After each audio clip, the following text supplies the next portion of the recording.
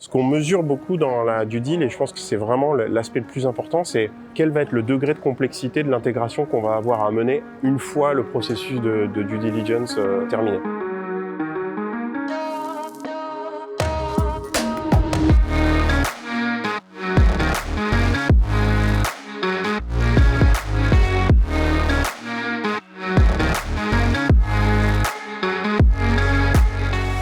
Bonjour et bienvenue dans ce nouvel épisode de Singapour Bonanza, une série de Scale-Up Masterclass pour les CEO de Scale-Up qui souhaitent faire grandir leur business en Asie-Pacifique. Je suis Julien Condamine, directeur général de Co-Creation Lab. On aide les entreprises à se réinventer pour qu'elles réussissent leur transformation digitale, humaine et durable. Je suis aussi un membre hyper actif de la French Tech Singapour, l'un des hubs d'affaires les plus dynamiques en Asie. Aujourd'hui, on est à Kampong Glam, qui, comme son nom l'indique, est l'un des quartiers les plus glamour de Singapour, mais aussi l'un des plus surprenants pour les occidentaux qui mettent les pieds en Asie pour la première fois. Centré autour de Arab Street et de la magnifique mosquée du Sultan, Kampong Glam est le quartier musulman de Singapour. Ces shop house, comme on appelle ici les maisons traditionnelles du 19e siècle, ont été transformées en boutiques de textiles et restaurants animés aux saveurs épicées de la cuisine orientale. On y trouve aussi de très belles fresques de street art autour de la fameuse Haji Lane, cette ruelle pédestre pleine de bars branchés et de boutiques hipsters. Quel meilleur endroit donc pour parler avec le leader régional d'une des pépites françaises de la musique, qui s'est donné pour mission d'utiliser la tech pour développer des artistes et des labels indépendants sur tous les marchés locaux à travers le monde. Aujourd'hui, on rencontre en effet Sylvain Delange, Managing Director Asie-Pacifique chez Believe, qui a fait le pari d'une expansion par acquisition et qui en a déjà réalisé plusieurs dans la région. C'est donc ce dont on parlera spécifiquement aujourd'hui avec Sylvain.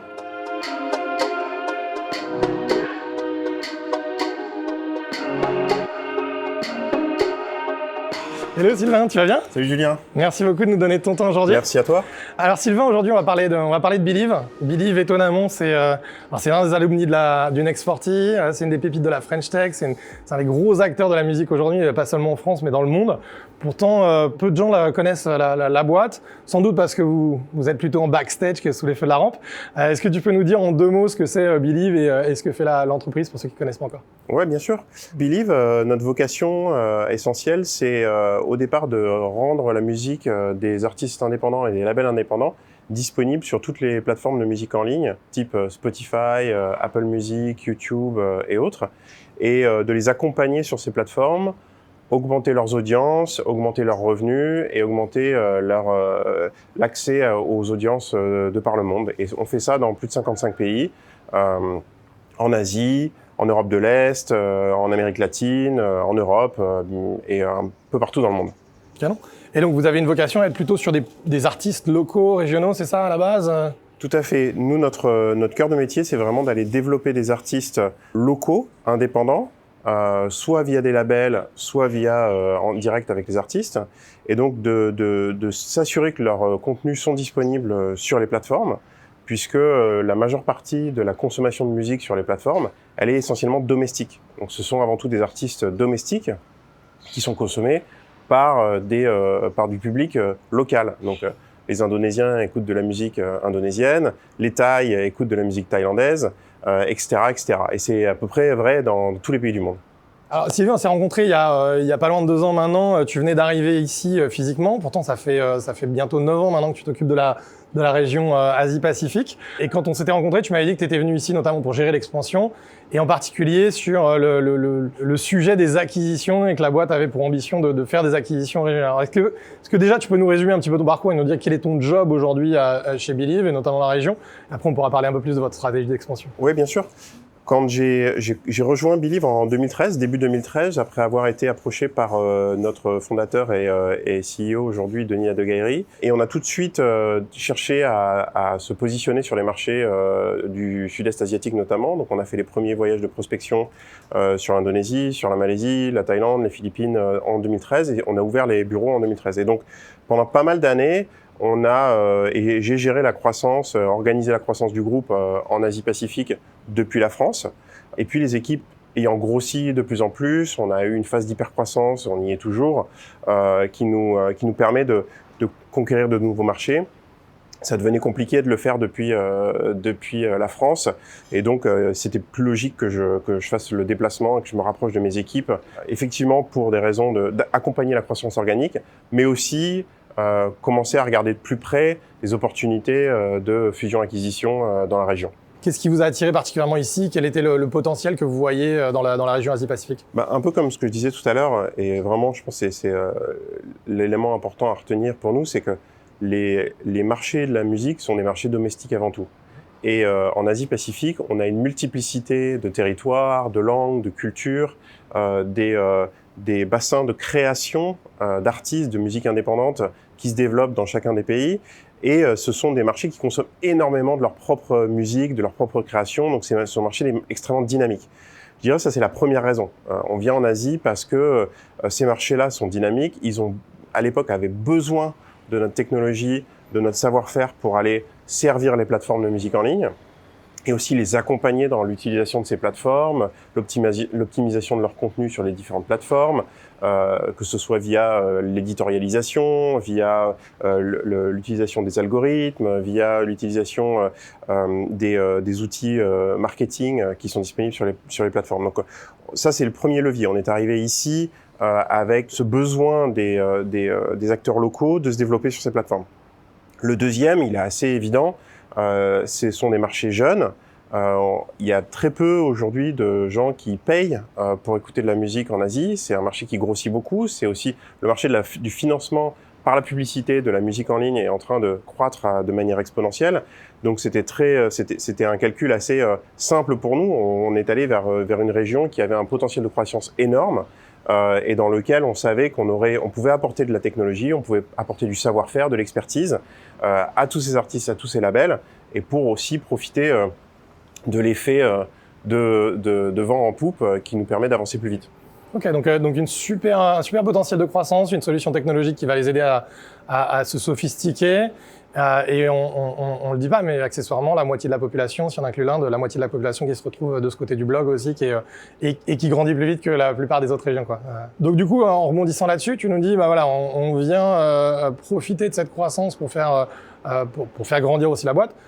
Pourquoi du coup les acquisitions dans ce contexte-là sont si importantes? Pourquoi pas tout simplement faire grandir la boîte organiquement, via des leviers, on va dire, plus traditionnels ou plus évidents? Les deux sont complémentaires en fait. Donc quand on est arrivé sur ces marchés, comme tu le disais, ça fait 9 ans qu'on est actif en Asie-Pacifique. Avant d'aller sur la fusion-acquisition, ce qu'il faut se mettre en tête en fait, c'est qu'une fusion-acquisition ou une acquisition en soi, ce n'est pas forcément un raccourci. On est quand même obligé de faire le travail, de passer du temps sur les marchés, de comprendre à quoi ressemble le marché, comment s'y déployer, recruter les bonnes personnes aussi pour avoir le bon niveau d'introduction, une activité d'acquisition. Ça se fait en ayant les bons contacts au niveau du terrain. Donc, on avait besoin de toute manière de passer par une phase de croissance organique et on continuera d'avoir une phase de croissance organique. Je dirais ça restera un des piliers de notre développement.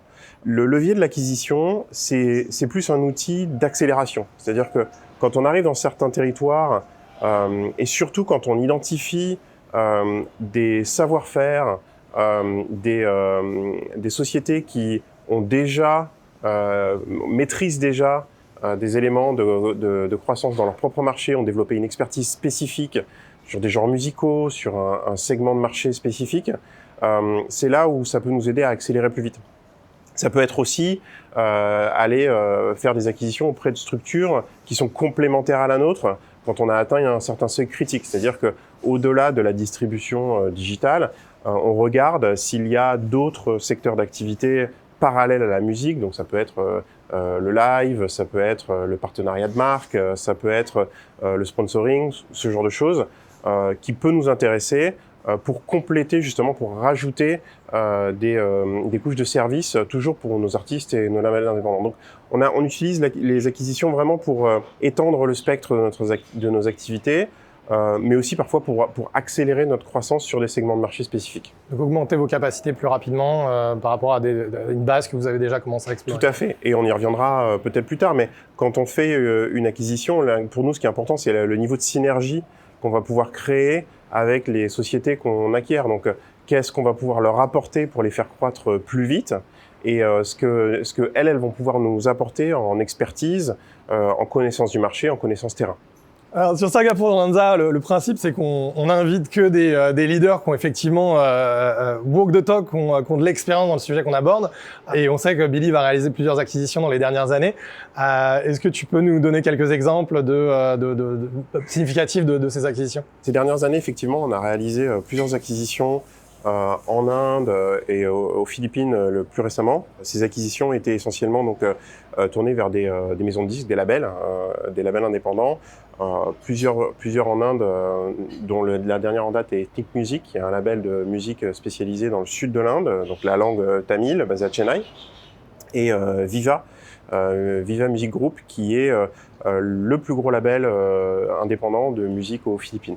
Et pourquoi l'Inde, les Philippines? Est-ce que ça fait partie de votre plan de développement stratégique? Vous vous avez dit, ça, c'est des pays où il faut absolument qu'on accélère? Ou alors c'est plus que vous avez rencontré des opportunités qui matchaient vos critères, qui sont venues à ce moment-là, c'était un bon timing? C'est quoi la poule, c'est quoi l'œuf? J'ai envie de dire, c'est un peu les deux. C'est-à-dire que l'Asie est une zone prioritaire pour Believe. Quels que soient les territoires significatifs, on regarde toujours aux opportunités qui sont sur le terrain. Et puis, comme je te l'expliquais tout à l'heure, ça fait plus de 9 ans qu'on travaille dans la zone, donc on a déjà créé un certain nombre de réseaux et un certain nombre de partenaires avec lesquels on travaille depuis longtemps.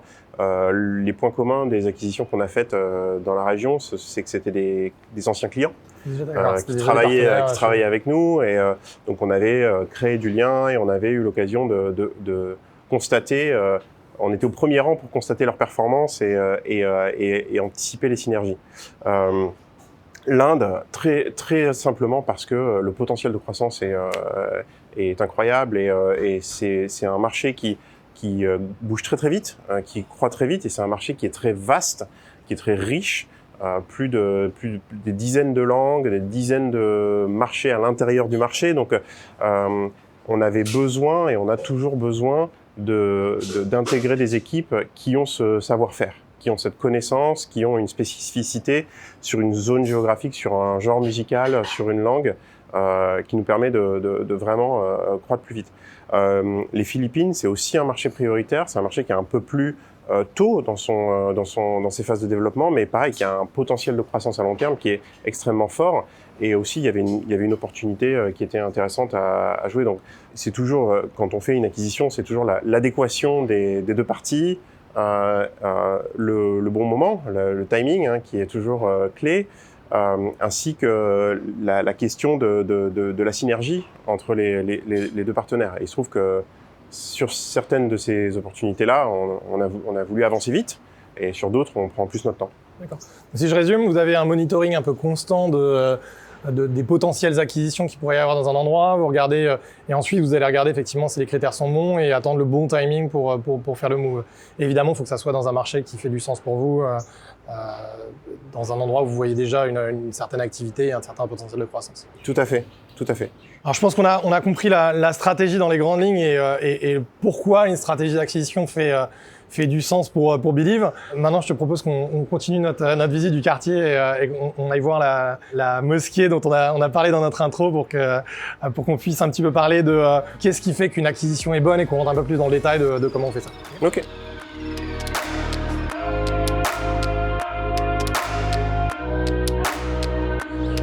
Alors Sylvain, tu nous parles de synergie avec les boîtes que vous allez considérer pour l'acquisition. C'est bien beau, mais ça ressemble un peu à la légende du mariage idéal. Ça ressemble à quoi concrètement une cible idéale pour Believe? Si demain, moi, je monte une boîte de musique, qu'est-ce qu'il faudrait que je fasse pour que ça vous fasse pétiller les yeux, par exemple? Je trouve que l'analogie du mariage, c'est probablement ce qui marche le mieux. C'est un peu ça, c'est deux univers différents, deux cultures différentes, deux méthodes de fonctionnement différentes qui se rencontrent, qui, j'irai pas jusqu'à dire tombe amoureuse, mais qui découvrent des affinités et peut-être la capacité de faire des choses plus loin et d'aller ensemble. Et donc faut vraiment que ça marche, quoi. Il faut que ça marche dès le premier coup. Donc pour répondre à ta question, qu'est-ce qu'on regarde? Alors, il va y avoir tout un tas de critères. Les critères les plus évidents et qui, en réalité, sont les plus simples à résoudre, c'est les critères financiers, les critères de robustesse de la structure, Est-ce que le business model est vraiment aligné avec le nôtre? Et est-ce que on n'est pas trop éloignés les uns des autres dans la démarche? Mais je dirais le plus important, et je dirais c'est vraiment le plus difficile, c'est la qualité du leadership et du management. On dit dans la musique, music business is a people's business. Et donc, ce qu'on regarde en premier, c'est la qualité des gens. Est-ce qu'ils sont proches de notre culture? Est-ce que le leadership est de qualité? Est-ce qu'il a réussi à aller construire une structure, une ambition, à développer à développer de la croissance, à aller répéter le modèle à plusieurs reprises pour nous démontrer qu'on a vraiment une pépite ou une cible qui est vraiment intéressante pour nous. Donc, potentiellement, si vous pluguez les ressources de Believe dans ce truc-là, ça va vraiment accélérer la machine et vous êtes capable de le démultiplier, quoi. Exactement. Exactement. Donc, ok, donc si on reprend maintenant les exemples, par exemple, dont tu nous parlais tout à l'heure, des acquisitions que vous avez faites en Inde et aux Philippines, sur ces business-là en particulier, est-ce que tu te souviens ce qui vous a mis la puce à l'oreille, par exemple? Bien sûr, c'est exactement ce que je décris. Quand on prend l'exemple, que ce soit Viva récemment aux Philippines ou que ce soit Think Music en Inde, la qualité du leadership en premier, une vraie vision au sein de la structure, couplée à un succès, des succès commerciaux, la capacité à signer des artistes, à développer les artistes, à les faire croître, à les faire monter dans le top. Hein, c'est les critères qui sont importants. Aussi la capacité à se renouveler, à adopter, à prendre le virage du numérique de manière beaucoup plus forte. Hein, c'est aussi quelque chose qui est nécessaire. Et puis aussi, il y a un autre aspect dans la musique qui est important, qui est la taille du catalogue. Est-ce que le label en question, la maison disque ou l'artiste en question a ce qu'on appelle un back catalogue, c'est-à-dire un catalogue existant de contenu qui en soi continue à créer de la valeur et qui continuera à être consommé à l'avenir. Donc c'est tout ce genre de choses qu'on regarde. Si je prends l'exemple de Viva aux Philippines, on a un leadership qui a coché toutes les cases, qui a anticipé le virage du digital, qui a commencé à anticiper des développements de nouveaux genres musicaux comme les musiques urbaines ou le hip-hop, là où très peu de labels ou artistes ont réussi à vraiment prendre ce virage. Donc Viva a une capacité de frappe significative avec l'entertainment, talent management, toutes ces activités-là qui sont très complémentaires à ce qu'on fait. Et donc, c'était vraiment utile de pouvoir donner un coup d'accélérateur, un petit coup de fouet à Viva, accélérer leur croissance pour que eux puissent utiliser notre savoir-faire, notre technologie sur les plateformes, qui est plus difficile à faire quand on est isolé dans un pays comme les Philippines, et nous bénéficier de leur expertise, de leur capacité à signer les artistes, à développer les artistes ensemble. Ok, donc là tu parles des critères qui font qu'on a envie de se marier. Est-ce qu'il y a, à contrario, des red flags, des éléments où vous dites oh là là, fuis, prends tes jambes à ton cou et surtout viens pas? La réponse finalement va être l'opposé de la réponse que je viens de donner précédemment. C'est-à-dire que quand on se rend compte qu'il n'y a pas de vision, ou que l'équipe managériale ne sait pas vraiment où elle va, ne sait pas ce qu'elle veut, ne sait pas ce qu'elle cherche à développer ou ce qu'elle cherche à obtenir. Quand la réputation n'est pas bonne aussi, on a des valeurs auxquelles on tient particulièrement en termes de transparence, en termes de justice, par rapport à la rémunération des artistes, par rapport à la qualité des données qui sont transmises aux artistes. Donc il y a un nombre de sujets comme ça qui nous tiennent vraiment à cœur, et si on se rend compte qu'en réalité en face de nous on a des gens qui sont pas très honnêtes, ou alors qui jouent un peu trop avec les règles, ou tout simplement qui ne sont pas alignés avec notre culture, avec nos valeurs, vraiment les valeurs c'est le red flag, comme tu dis, parce qu'on sait que une structure qui n'a pas nos valeurs ou qui n'est pas proche de nos valeurs, on n'arrivera pas à l'intégrer. Ok, donc on cherche des leaders qui soient visionnaires, qui ont construit un modèle robuste et qui soient capables de scaler. On identifie des business où on se dit, voilà, si on plug notre machine dedans, ça va aller vraiment les faire accélérer et c'est possible de le faire.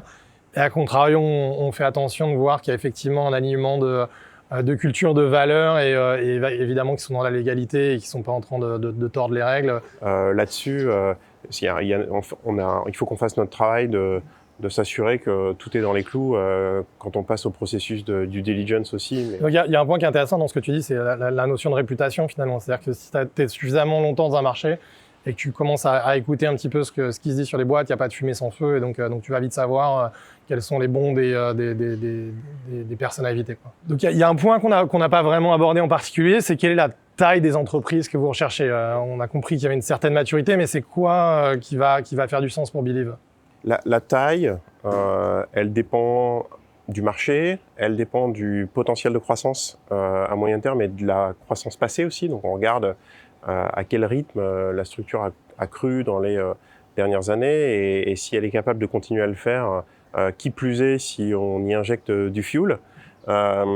Mais on regarde aussi effectivement le P&L, hein, on regarde quel est le niveau de profitabilité du business. En termes de taille, c'est difficile de te répondre. Effectivement, nous on a des règles en interne, on a une sorte de guidelines qu'on essaie de suivre pour savoir si les structures qu'on identifie sont les bonnes. Après, il n'y a aucune structure qui coche toutes les cases, donc on est toujours obligé de réfléchir et si on pense que la structure vaut vraiment le coup et qu'il y a vraiment un gros potentiel, on regardera et on sera ouvert sur notre objectif. Et je dirais que le prix d'acquisition importe peu. Ce qui importe, c'est vraiment la capacité d'aller croître beaucoup plus vite que le marché, d'aller croître beaucoup plus vite à la fois pour la structure acquise et pour Believe dans le pays en question. D'accord, ça c'est intéressant. C'est pas le prix en lui-même, c'est est-ce que ça vaut le coup de payer ce prix-là et est-ce qu'effectivement on va réussir à faire grandir la boîte. Exactement. Ok, donc maintenant on a compris pourquoi vous faisiez de l'acquisition et quel type de cible vous aviez. Ce que ça nous dit pas, c'est comment est-ce qu'on fait ça. J'imagine que c'est un tout petit peu plus compliqué que de faire son shopping sur Vestiaire Collective. Comment vous faites ça? Est-ce que par exemple, est-ce que vous faites accompagner par exemple? Est-ce que vous êtes tout seul pour faire ça? Vous êtes surtout vous avez une équipe en interne ou est-ce qu'il y a des partenaires qui viennent vous aider là-dessus? Alors on est pour ce qui est de l'identification des cibles, on va utiliser avant tout notre propre réseau. Surtout en Asie-Pacifique, je dirais, sur d'autres territoires, il y a des structures, des banques d'investissement, des cabinets qui sont spécialisés sur ce genre de sujet, plutôt entertainment, mais en Asie-Pacifique, ça n'existe pas vraiment. Donc en réalité, on est un peu obligé de faire le travail tout seul. On se fait accompagner, mais plus tard dans le processus, quand on passe à la phase d'après, quand on a déjà identifié la cible et quand on avance. Je pense que c'est des choses qui vont probablement changer dans les 5 à 10 prochaines années en Asie-Pacifique, mais pour le moment, c'est surtout un travail de fond que nous on fait. C'est un mapping du marché, c'est la construction de documents qui nous permettent de suivre en fait des potentielles cibles sur le long terme. Et puis quand le bon moment arrive, je dirais, on essaie d'avancer sur ces sujets-là. D'accord. Et ensuite, une fois que vous avez trouvé le bon moment, là encore une fois, vous faites tout seul ou est-ce qu'il y a un moment donné où vous allez vous entourer de partenaires sur quoi vous allez vous faire aider typiquement? Je dirais les éléments sur lesquels on se fait aider la plupart du temps, c'est tout ce qui est le processus de due diligence. Donc la due diligence ou la due deal pour les initiés, c'est la phase où on va aller mettre le nez dans la paperasse en fait. Hein. C'est pas mal de temps passé à regarder le P&L, le compte des résultats, le balance sheet et tous ces documents-là. On va aller regarder aussi les contrats. On va regarder surtout dans notre métier où il y a un aspect propriété intellectuelle qui est très important. Donc généralement, on se fait accompagner par des cabinets qui sont spécialisés dans l'analyse financière, qui nous permettent de vérifier que la structure est solide, qu'il n'y a pas anguille sous roche ou que tout est clair et transparent. Et puis sur la partie juridique, on va aller s'appuyer la plupart du temps sur des avocats locaux qui ont une connaissance poussée du cadre de la propriété intellectuelle, notamment en musique, parce qu'il y a un contexte particulier dans chaque pays. Chaque pays est très spécifique sur les questions de propriété intellectuelle, pour s'assurer que ce qu'on achète, déjà on va pouvoir l'acheter, parce qu'il y a aussi des contextes de réglementation qui interviennent dans ces territoires-là. Et puis, effectivement, s'assurer que les contrats sont solides et que ce qu'on achète est tangible, a une valeur sur le long terme et va pas nous créer des problèmes plus tard. Ok, donc due deal pour voir si ce qui est sous le capot, c'est effectivement ce qu'on nous a promis, en gros. C'est, Exactement. effectivement, il y a tout ça qui est comme sur le papier. Et après, donc, tu parlais donc, d'avocats locaux parce qu'il y a la réglementation locale et donc vraiment des gens qui connaissent le marché. Pour les cabinets d'analyse financière, c'est quoi? C'est les mêmes partenaires qui vous accompagnent dans le monde entier ou c'est pareil, vous prenez plutôt des locaux? Ça dépend. Généralement, on va aller s'appuyer sur des grands groupes. Donc, on a travaillé récemment avec EY, on a travaillé avec PwC, mais c'est juste pour les nommer. Mais on peut travailler avec différents types de structures. Plutôt ce genre de grosses structures parce que, étant une boîte cotée, on a besoin de s'assurer que l'analyse financière qui est faite, elle est solide, elle est robuste et que, encore une fois, on a une responsabilité au niveau de la cotation qui nous oblige à un certain niveau de transparence. Donc, on veut être certain que, encore une fois, les structures qu'on va intégrer vont pouvoir être intégrées proprement, j'ai envie de dire, dans le système. Et puis les avocats dont on a parlé. Okay. Et donc, est-ce qu'il n'y aurait pas un intérêt, par exemple, d'avoir toujours le même cabinet qui va vous suivre parce qu'ils savent ce que vous recherchez, ils savent le type le format que vous cherchez, est-ce que ça vous ferait pas gagner du temps, par exemple? Sur le papier, oui, mais le problème, c'est que ça n'existe pas. D'accord. Chaque cabinet a ses expertises et comme je le disais, l'activité fusion-acquisition en Asie-Pacifique, elle est encore balbutiante. Donc même les grands cabinets ont une grosse expertise sur des domaines comme l'industrie, les matières premières ou même les hautes technologies. Mais la propriété actuelle, la musique, c'est des sujets qui sont encore assez neufs. Donc on travaille avec les gens qui nous paraissent les plus pertinents sur le marché. Encore une fois, ce qui est important, c'est s'assurer que l'approche et l'étude qui est faite sur la structure en question soit la meilleure possible. Super. Et puis en plus, ça ne veut pas dire que l'équipe qui est sur place va être la même que celle qui t'a fait la précédente étude. Exactement. Ok, donc on commence à comprendre un petit peu comment est-ce qu'on fait le process. Maintenant, ce que je te propose, c'est qu'on rentre vraiment dans la partie du process qui donne un peu la migraine, ce que tu disais, rentrer dans la paperasse, etc., mais vraiment de comprendre le step by step et comment on réalise concrètement une acquisition. Okay.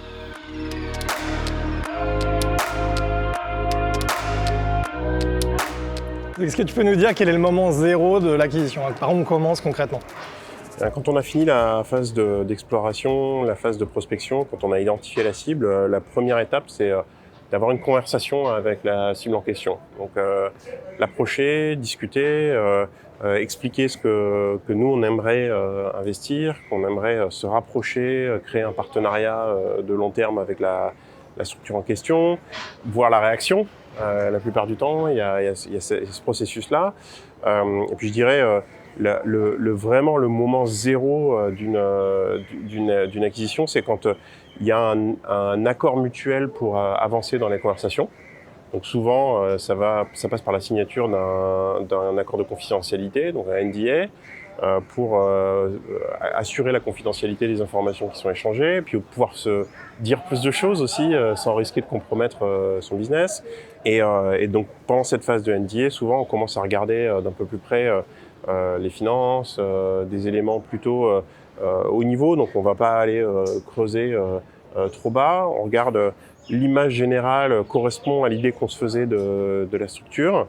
Et puis à partir du moment où cette phase elle est accomplie et que notre intuition est confirmée, qu'on a le sentiment que on a effectivement identifié une cible sur laquelle on veut avancer, la vraie première étape formelle, c'est l'envoi d'une lettre d'intention, une LOI comme on dit en anglais, letter of intent, dont le but est d'annoncer en fait à la cible de manière structurée la part que l'on souhaite prendre dans la société, à quel prix, quels sont le rationnel stratégique de se rapprocher de cette cible-là, qu'est-ce qu'on entend faire de la société à long terme, comment on envisage d'intégrer l'équipe actuelle et le management. Donc c'est un exercice un peu formel, mais qui permet vraiment de démarrer concrètement le processus dur de la phase de due diligence, Donc la lettre d'intention est signée par les deux parties quand il y a un accord qui est trouvé. Et c'est ce qui nous permet de démarrer vraiment le processus concret d'acquisition. Donc comme son nom l'indique, ça formalise l'intention effectivement d'engager une acquisition. Exactement. Ok. Et tu dis quand on a décidé ou quand on a identifié une cible, est-ce que c'est toujours vous qui initiez cette phase-là ou est-ce que ça peut arriver qu'une boîte vous dise nous on aimerait bien rentrer chez Believe? Ça peut arriver, oui, effectivement. On a des structures qui viennent nous voir en disant on cherche quelqu'un pour nous accompagner, pour nous aider à grandir plus vite. On cherche des fonds aussi parfois. Il y a un aspect financier qui est très important dans une acquisition.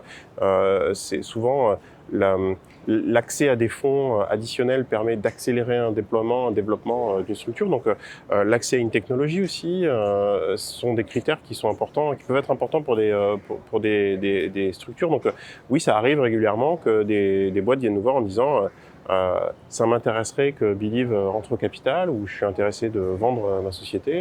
Est-ce qu'on peut avoir une conversation?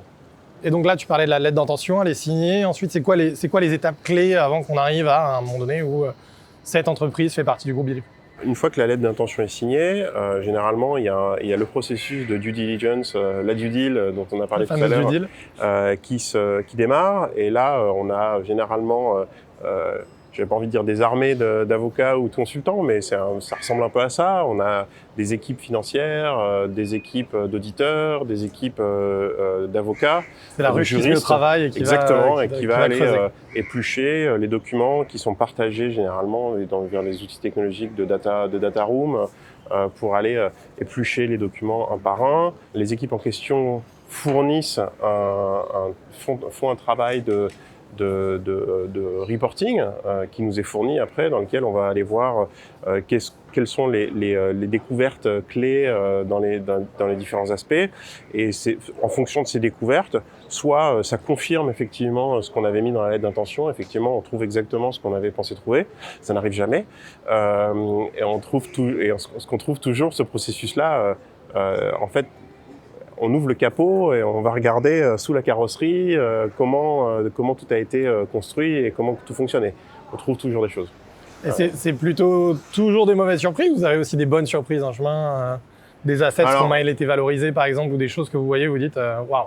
Oui, tout à fait, ça va dans les deux sens. Souvent, quand on fait un processus de due diligence, on se rend compte qu'il y a des synergies qu'on n'avait pas forcément anticipées et qui peuvent être plus intéressantes que ce qu'on pensait, mais l'inverse arrive aussi régulièrement, c'est-à-dire qu'il y a des choses sur lesquelles on pensait pouvoir aller plus vite, et puis on se rend compte qu'en réalité ce sera beaucoup plus compliqué que prévu, ou que le business en question n'est peut-être pas aussi structuré. Et puis ce qu'on mesure beaucoup dans la due deal, et je pense que c'est vraiment l'aspect le plus important, c'est quel va être le degré de complexité de l'intégration qu'on va avoir à mener une fois le processus de due diligence terminé.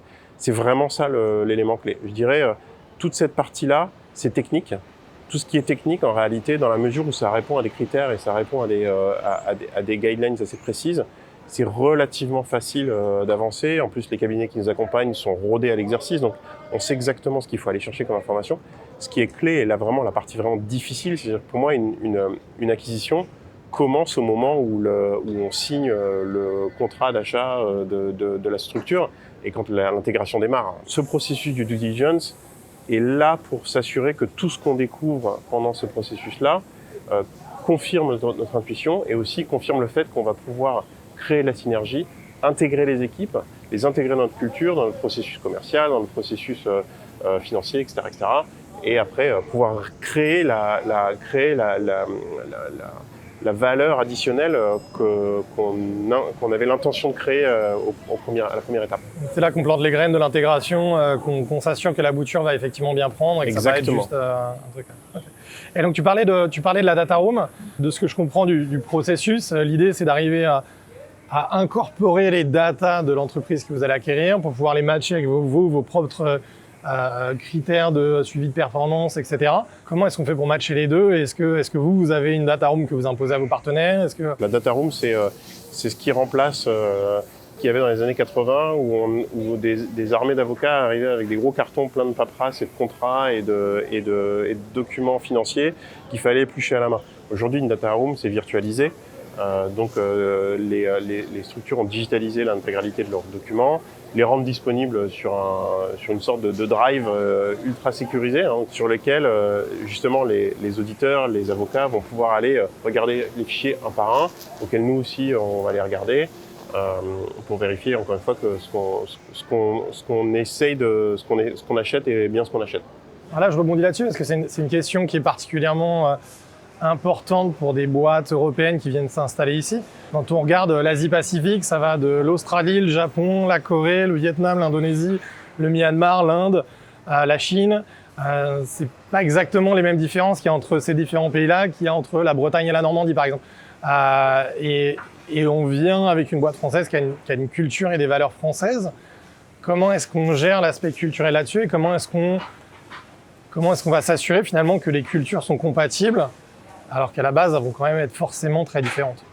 En fait, je dirais pour toute structure multinationale, entre guillemets, c'est toujours un savant équilibre entre à quel point on est une structure locale et à quel point on est une structure internationale. Donc, te dire que l'équipe de Believe en Chine a la même culture exactement que l'équipe de Believe en Inde ou Believe en Amérique latine, non, c'est pas le cas.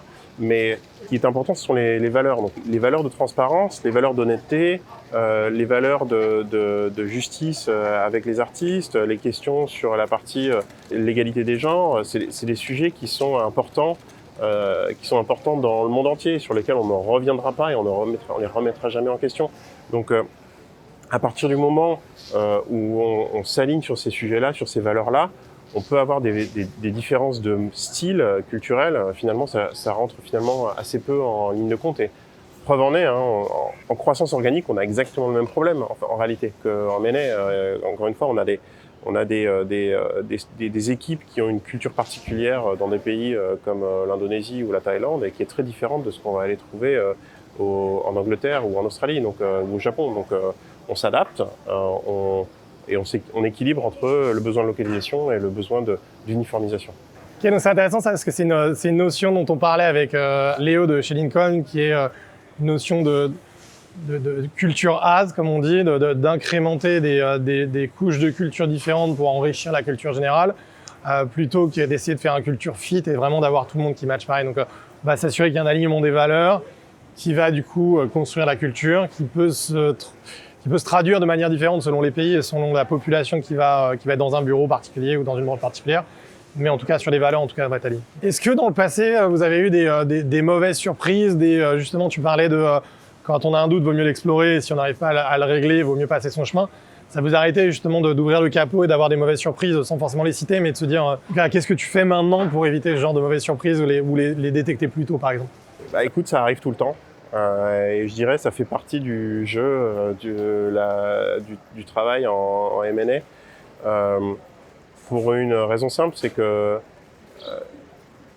il y a une limite à ce que tu peux connaître et ce que tu peux voir d'une structure en ayant des conversations. À un moment, il faut mettre le nez dans les papiers. Et puis, parfois, c'est tout simplement ce culture fit dont on parlait, cette adéquation culturelle de valeurs. C'est quelque chose que tu découvres au fur et à mesure des interactions que tu vas avoir avec le management, avec les équipes que tu vas potentiellement intégrer. Pendant le processus de due deal, donc c'est-à-dire pendant que les avocats se focalisent sur les contrats, pendant que les auditeurs se focalisent sur les finances, nous, on passe énormément de temps avec l'équipe managériale pour comprendre là où ils veulent aller, comprendre comment on peut construire des choses ensemble, et leur demander de passer du temps à nous expliciter leur business model, comment ils opèrent, quels sont leurs leviers de croissance, leurs leviers de profitabilité. Donc il y a tout un tas d'interventions et c'est pendant cette période-là qu'on juge en fait, qu'on lit énormément de choses qui nous permettent de savoir si oui ou non ça va marcher ou pas. Donc souvent on peut pas le savoir avant, on est obligé d'avancer dans la conversation et avoir énormément de conversations avant de se rendre compte que peut-être ça fonctionne, peut-être que ça fonctionne pas. D'accord, donc c'est intéressant, il y a deux process en parallèle en fait. Il y en a un qui est mettre la tête dans les chiffres et s'assurer que tout est conforme à ce qu'on s'était promis. Ouais. Et l'autre qui est de se dire on va flirter en attendant et s'assurer qu'on s'entend bien et voir si potentiellement ça va fitter une fois qu'on a signé le contrat. Exactement. Et je dirais même, c'est le processus le plus important. Puisque comme je te disais, le reste c'est plutôt technique. Et finalement, dans un processus technique, si effectivement on se rend compte que la boîte n'est pas profitable du tout, ou qu'il y a des caisses noires, bon, effectivement, là, on se pose même pas la question. Là où on se pose le plus de questions, c'est sur cette partie-là, c'est cette partie relationnelle, sur la construction de la relation avec la cible, avec le partenaire, est-ce que ça va matcher ou pas. Et finalement, ça reste beaucoup de l'intuition. Bon, Sylvain, on dit qu'on n'oublie jamais sa première fois. Est-ce que tu te souviens, toi, de la première acquisition que tu as gérée, celle que tu as menée à bout, justement, et alors, tu le décris, c'est un process qui prend du temps, qui est en plusieurs étapes, etc. C'est quoi la sensation le jour où finalement on arrive à la signature et on se dit ça y est, c'est fait, quoi? Bah écoute, évidemment, on se rappelle de ça ou ces premières fois. Et puis, l'activité de fusion-acquisition pour une boîte comme la nôtre, c'est pas non plus quelque chose qu'on fait au quotidien. C'est quelque chose qui finalement arrive 1 à 2 fois, parfois 3 fois dans l'année, en tout cas en ce qui me concerne. Donc, c'est des process sur lesquels on est engagé pendant longtemps. Donc, arriver à l'aboutissement, c'est un peu comme un mariage, hein. On est un peu jusqu'au bout, on est stressé, on espère que tout va bien se passer jusqu'au bout, qu'on va pas découvrir quelque chose à la dernière minute, qui pourrait nous faire changer d'avis ou peut-être faire changer d'avis la mariée entre guillemets. Donc on regarde beaucoup ça. Donc oui, il y a pas mal de nervosité. Et puis comme je te le disais tout à l'heure, une fois qu'on signe, tu te dis bon bah voilà, le concret commence, quoi. C'est maintenant qu'on va vraiment vérifier que toutes nos intuitions, tout ce qu'on a identifié, qui était tout très théorique, écrit sur du papier, sur des business plans, sur des PNL, sur des analyses, qu'on va en fait pouvoir réaliser ce qu'on a envie de réaliser. Donc il y a à la fois la satisfaction de se dire on est allé jusqu'au bout de ce processus, et puis aussi le petit stress en se disant ok, maintenant il faut concrétiser ça et puis faire en sorte que ce partenariat fonctionne et délivre toutes ses promesses. Ça fait 3 mois, 6 mois que tu t'entraînes pour courir ton marathon. T'es chaud, là c'est le moment où finalement la course commence et c'est une étape vachement importante, mais finalement c'est pas du tout la fin du process. Pas du tout, c'est le début. C'est même le début du process qui est le plus important. Enfin, c'est pour ça que tu as travaillé jusque là. Je dirais même le marathon. C'est la phase courte, c'est avant, c'est la période de préparation, puisque la phase après, c'est la partie la plus longue, c'est celle que tu vas garder pendant 5, 10, 15, 20 ans, si tout va bien, voire ad vitam aeternam, hein, pour les projets les plus ambitieux. Et donc concrètement, justement, pour rebondir là-dessus, comment ça se passe la phase d'intégration là, donc ça y est, on a signé, tada. Eh ben alors, je pense qu'on pourrait faire une vidéo entière juste à ce sujet-là, parce que c'est un sujet vraiment différent. Et puis ça dépend. Ça dépend en fait encore une fois, ça dépend du type de structure qu'on a intégré. Si c'est un label de musique urbaine en Thaïlande, bah, ce sera pas du tout le même processus d'intégration que un label de catalogue de musique Bollywood en Inde, tu vois. Ça dépendra vraiment. Et puis les synergies qu'on construit avec l'une ne seront pas les mêmes avec l'autre. Donc je dirais très difficile de te répondre à ce moment-là, mais je dirais la première étape, c'est de transmettre énormément de valeur, en tout cas transmettre la manière avec laquelle nous on voit les choses. Une chose qui est, je pense, extrêmement importante pour nous, c'est la transparence. Donc ce que je fais généralement quand on finalise une acquisition, c'est dans les premières semaines, il va y avoir un travail intense d'explication, de pédagogie. On va pouvoir aller dans le détail de manière très très précise en expliquant comment nous on fait les choses. Voici comment nous on voit les choses, voici comment nous on organise notre business, voici comment nous on aimerait faire croître le business, comment on lit les indicateurs de performance, comment on les construit aussi, voici comment on gère la partie ressources humaines, voici comment on gère la partie technologique. Donc il y a beaucoup de travail d'explication dans notre sens, en fait, qui viennent de notre part pour assurer la transparence, pour permettre aux structures qu'on intègre de poser le plus de questions possible, de comprendre comment on opère, puisque je pense qu'on a besoin de montrer l'exemple, tout simplement. On a besoin de montrer comment nous on fait, être très pédagogue, expliquer, passer beaucoup de temps à expliquer pourquoi on fait les choses, comment on les fait, et laisser un dialogue s'installer pour qu'on puisse, encore une fois, montrer l'exemple et s'assurer que l'équipe en face va comprendre. Et puis après, il y a tout un tas de trucs techniques, comme des migrations technologiques, l'utilisation des mêmes outils, etc., etc. Mais Ça va être un changement qui est plus progressif que drastique. C'est pas on va bienvenue à la nouvelle entreprise et maintenant on va faire les choses comme ça, quoi. Du coup, pas faire que ce changement soit trop drastique d'un coup non plus pour que l'intégration se passe positivement, j'imagine. Oui, exactement. Mais normalement, encore une fois, c'est des choses qu'on identifie dans la phase de due diligence, puisque c'est un moment où on va pouvoir mesurer à quel point on va pouvoir aller vite. Si on va pouvoir aller très très vite, ou bien s'il va falloir prendre un peu notre temps. Puis parfois, à quel degré on intègre. Est-ce qu'on a besoin d'intégrer beaucoup, parce que on est dans les synergies sont très très fortes et donc on a besoin de s'aligner très vite sur les outils, sur la technologie, sur les processus commerciaux, etc.